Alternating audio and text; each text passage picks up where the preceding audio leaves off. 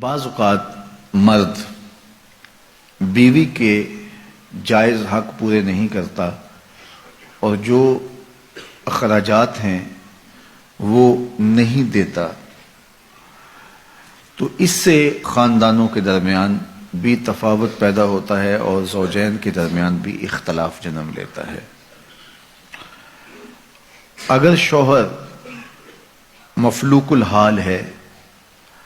تو پھر بات اور ہے، اور اگر وہ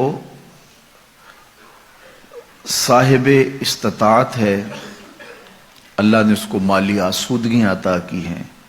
تو پھر وہ بخل کرتا ہے تو یہ بات سمجھ میں نہیں آتی۔ یجب علی صاحب المال ان یوسع علی عیالہ، صاحب المال کے اوپر واجب ہے کہ وہ اپنے اہل و عیال پر وسعت کے ساتھ خرچ کرے، اور یہ معاملہ وہاں زیادہ پیش آتا ہے جہاں ایک آسودہ حال خاندان سے لڑکی کسی دوسرے خاندان میں بیاہی جاتی ہے، اور یہاں آسودگی کے باوجود بخل سے کام لیا جاتا ہے، تو پھر تناؤ پیدا ہوتا ہے اور لڑائی بڑھ جائے تو نوبت طلاق تک بھی پہنچ جاتی ہے۔ دوسری بات یہ کہ جب ہم رشتے طے کر رہے ہوتے ہیں تو ایک دوسرے پر بھرم رکھتے ہیں، جس سے یہ لگ رہا ہوتا ہے کہ یہ بہت سارے صاحب استطاعت ہے۔ جب رشتہ کی بات چل رہی ہوتی ہے تو اس وقت وسعت سے خرچ کر رہے ہوتے ہیں، اور پھر اس کے بعد جب خاتون گھر آ جاتی ہے تو پھر حقیقی چہرہ سامنے آتا ہے اور نقاب اترنے لگتے ہیں، اور پھر پتہ چلتا ہے کہ یہ تو معاملے کچھ اور ہیں۔ تو ایک تو خاتون کو، اس کے خاندان کو دھچکا لگتا ہے کہ انہوں نے ہمیں چہرہ کیا دکھایا تھا اور اندر سے نکلا کیا، اور دوسرا پھر وہ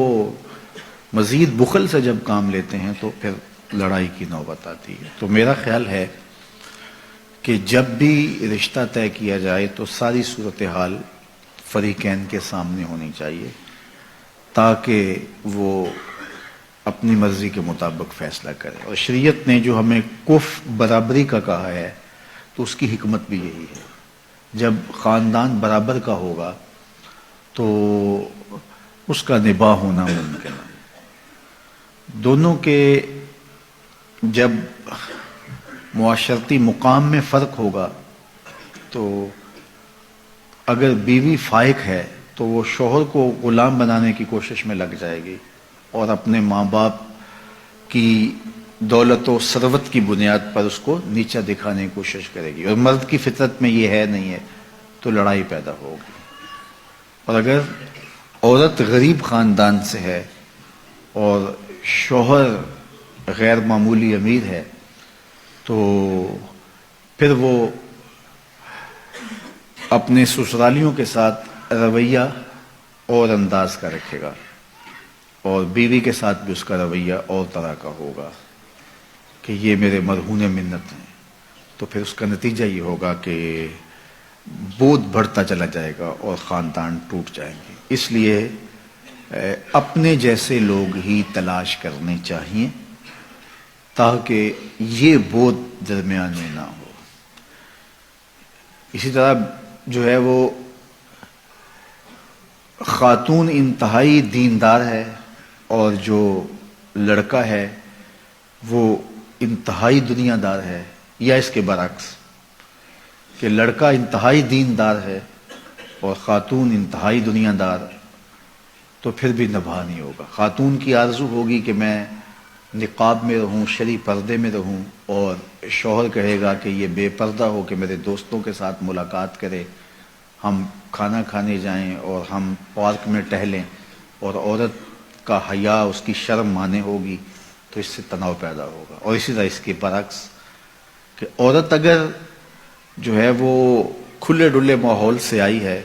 تو مرد کبھی نہیں چاہے گا کہ میری عورت، میری بیوی جو ہے وہ بے پردہ رہے، اور اس کا تقاضا ہوگا کہ میرا شوہر میرے ساتھ چلے، ہم گھومنے بھی جائیں، ہم سیر بھی کریں اور بے پردہ بھی رہیں، اور یہ معاملہ پھر دونوں کے درمیان تناؤ کا سبب ہوگا۔ اس لیے کف میں ان ساری چیزوں کا خیال رکھا جائے گا۔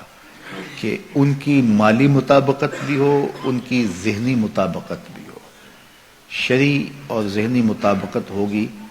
تھوڑا بہت فرق جو ہے وہ پاٹ لیا جاتا ہے، لیکن جو زیادہ فرق ہوتے ہیں ان کو دور کرنا مشکل ہوتا ہے، اور یہ تناؤ کا، الجھاؤ کا سبب اور ذریعہ ہوتا ہے.